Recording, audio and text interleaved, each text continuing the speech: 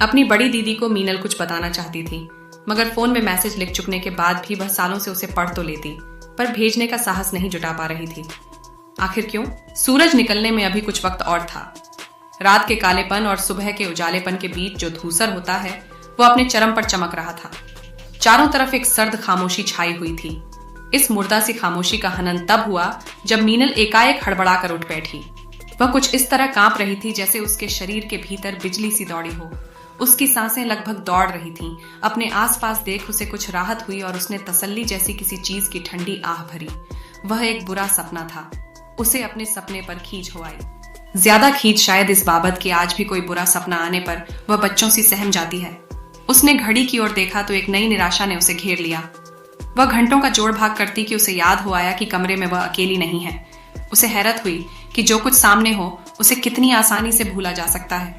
वह धीमे कदमों से हॉल की तरफ बढ़ी। उसे यह देख राहत हुई कि उसकी हलचल से रजत की नींद में कोई खलल नहीं पड़ा था। वह अपना सपना भूल एकटक रजत को निहारने लगी। जिसे आप प्रेम करते हो उसे चैन से सोते हुए देखना भी अपने आप में एक बहुत बड़ा सुख होता है। वह खड़ी हुई और धीमे कदमों से पूरी सावधानी बरतते हुए ताकि कोई शोर न हो कमरे में टहलने लगी। अनायास ही कांच की लंबी खिड़की के सामने आकर उसके कदम ठिठक गए। उसकी नजर कांच की लंबी खिड़की से बाहर पड़ी तो उसकी आंखों में जादू भर आया। खूब घने पाइन और देवदार के पेड़, हर जगह बर्फ और धीमी पड़ती बर्फबारी, दूर शून्य में दिखती हुई पहाड़ों की एक धुंधली सी परछाई। उसे ऐसा लग रहा था जैसे यह लैंडस्केप वास्तविकता में न होकर किसी महान चित्रकार की उसके सामने की गई कोई पेंटिंग हो। यह नायाब नजारा धीरे धीरे उसके भीतर उतरने लगा।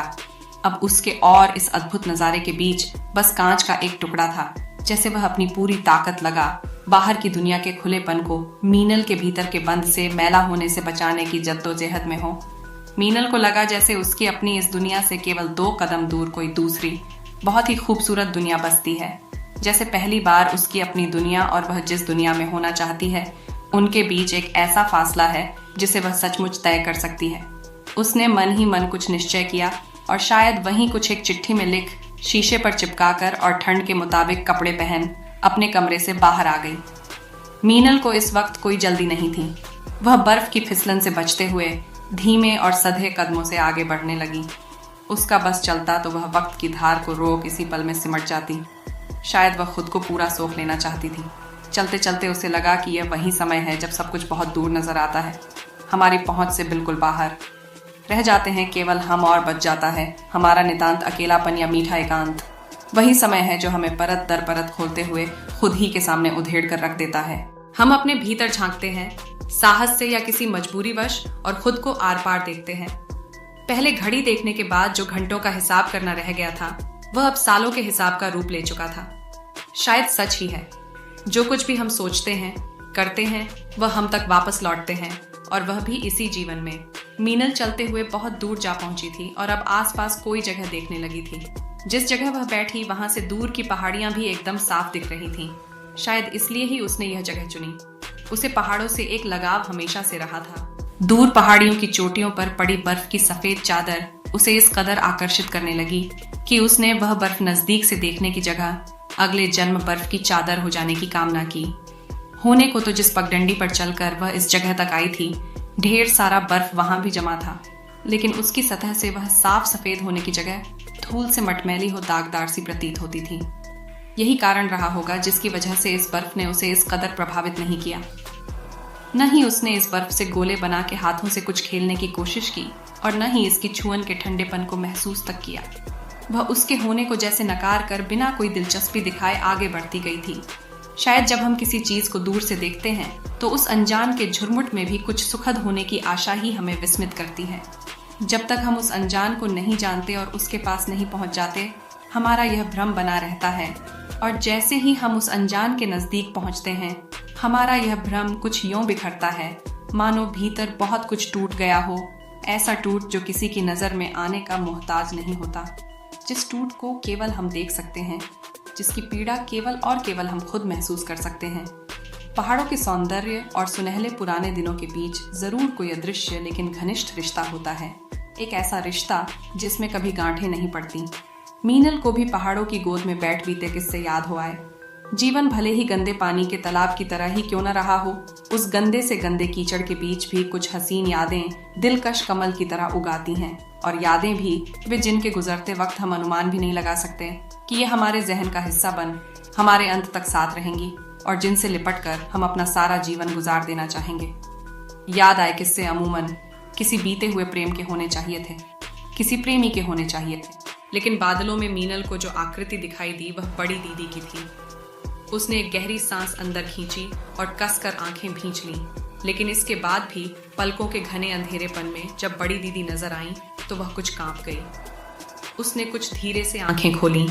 यूं बड़ी दीदी को याद करने की कोई खास वजह नहीं थी और इस वक्त तो बिल्कुल भी नहीं, पर शायद हमारी जिंदगी के कुछ चुनिंदा खास लोग हमें इसी तरह याद आते हैं, बेवजह और बेवक्त।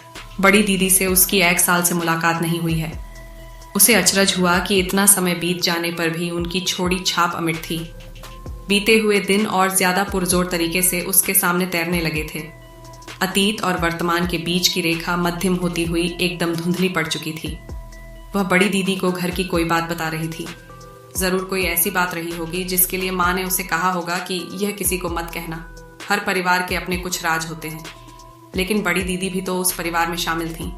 बड़ी दीदी को वह बात कहते हुए उसकी आवाज में कोई संकोच नहीं था और न ही कोई लागल पेट थी। वह बेधड़क हो धड़ल्ले से बोल रही थी।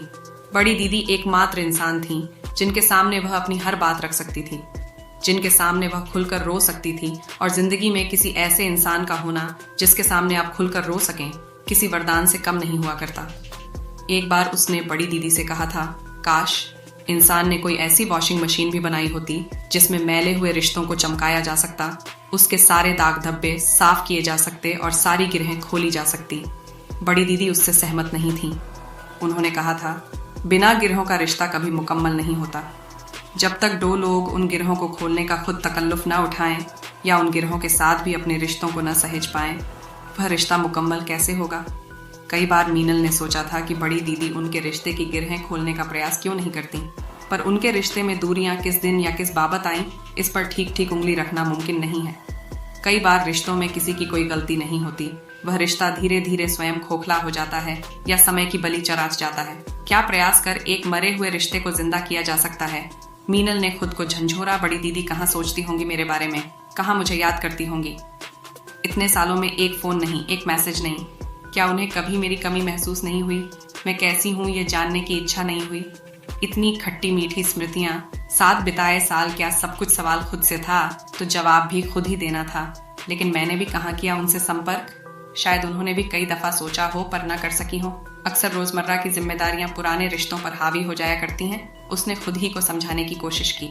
उसने अपने फोन में वह मैसेज खोला जो वह लिखकर कई बार पढ़ चुकी है। वह मैसेज जो उसने बड़ी दीदी को लिखा तो था लेकिन कभी भेज नहीं सकी। वह यह सब सोचते हुए बर्फ में ही लेट गई। फिर अचानक लगा कि वह कुछ निश्चय करती, इतने में उसे रजत की आवाज करीब आती सुनाई दी। मीनल, ये क्या, तुम्हारी सफेद जैकेट तो धूल में सन गई है। चलो अब जल्दी इसे बदल लो, फिर घूमने भी जाना है। दोस्तों, आपको हमारा वीडियो पसंद आया हो तो प्लीज चैनल को सब्सक्राइब कीजिए और आपकी राय हमें कमेंट